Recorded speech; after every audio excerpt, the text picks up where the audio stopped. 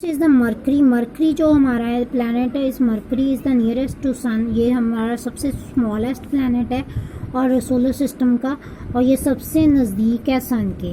Because Mercury is very close to sun, it is very difficult to observe it. इसको observe करना बहुत ही मुश्किल है क्योंकि इसके ऊपर बहुत ज़्यादा सन की लाइट पड़ती है।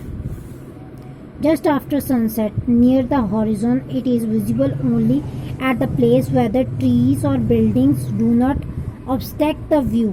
ये कई बार हमें दिखाई देता है जब कहीं पे जहाँ पे हमें ऐसे व्यू में यहाँ पे हमें ऑब्स्ट्रैक्ट ना कर पाए, बिल्डिंग्स और ट्रीज ज़्यादा ना हो।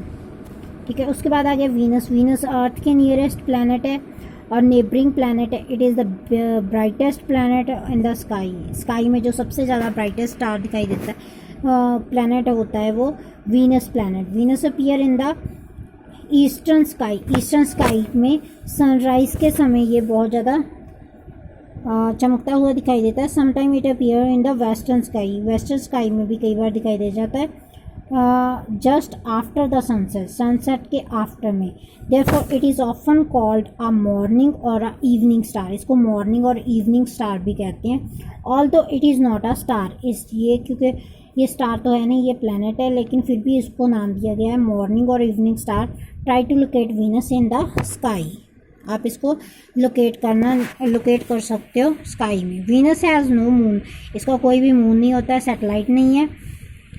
Of its own, rotation of Venus on its axis is sometimes unusual. ये अपने एक्सिस के अराउंड अनयूजली मूव करता है। It rotates from east to west, ये east to west, while the earth जो हमारी है वो वेस्ट टू ईस्ट मूव कर रही है, ये लेकिन उसके ऑपोजिट डायरेक्शन में मूव करता है।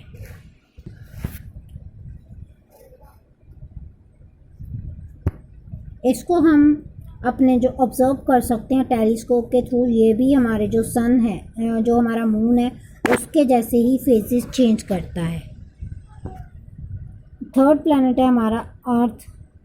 अर्थ is the only planet where the solar system on which life is known to exist. ये सोलर सिस्टम का ऐसा प्लैनेट है जिसपे हमारी जो लाइफ पॉसिबल है। सम स्पेशल एनवायरमेंटल कंडीशंस इसके ऊपर हैं responsible for the existence and continuation of life. इसी की वजह से हमारी लाइफ है जो अर्थ पे पॉसिबल है, इसकी एनवायरमेंटल कंडीशन की वजह से। Include just the right distance from sun, क्योंकि इसकी डिस्टेंस है सन से प्रॉपर है। So that the has right temperature, इसके ऊपर राइट टेम्परेचर रेंज है, प्रेजेंस ऑफ वाटर है, एटमॉस्फेयर है, और इसका ब्लैंकेट, ओजोन ब्लैंकेट भी है इसके ऊपर। इसी की वजह से हमारी जो धरती है उसके ऊपर लाइफ पॉसिबल है। From space the earth appears blue, जो हमारी ब्लू ग्रीन कलर की दिखाई देती है स्पेस से जो हमारी धरती है। Reflection of light from the water and land mass, land mass और वाटर की वजह से ये अर्थ का जो कलर है ब्लू ग्रीन दिखाई देता है अगर हम स्पेस में से इसको देखें। It tilt responsible for the change in the season. इसकी जो टिल्टेड पोजीशन है, मतलब ये सीधी नहीं खड़ी, ये टिल्टेड पोजीशन में, उसी की वजह से क्या होता है, इसके ऊपर सीज़न जो हमारी हैं वो चेंज होते हैं। Earth has only one moon, earth के ऊपर एक ही सैटेलाइट है अर्थ का, जिसको हम मून कहते हैं। उसके बाद आ गया Mangal. Mangal is the next planet. The first outside orbit of earth is Mars. Next orbit जो हमारा है अर्थ के आगे वाला, वो किसका है, मार्स का। ये रेडिश कलर का दिखाई देता है। It is also called the red planet. Mars has small natural satellite, इसके स्मॉल सैटेलाइट्स भी हैं। जुपिटर जो हमारा है, Jupiter is the largest planet of the system. ये सोलर सिस्टम का सबसे लार्जेस्ट प्लैनेट है। It is the largest, about 1300 earth can place inside it. इसके अंदर 1300 धरतियाँ और समा सकती हैं, इतना बड़ा है ये। However, the mass of Jupiter is 318 times more than the Earth. जो हमारा जुपिटर है इसका जो मास है वो 318 टाइम्स ग्रेटर है अर्थ से, और रोटेट वेरी रैपिडली, ये बहुत ही तेज़ी से अपने एक्सिस के अराउंड घूमता है।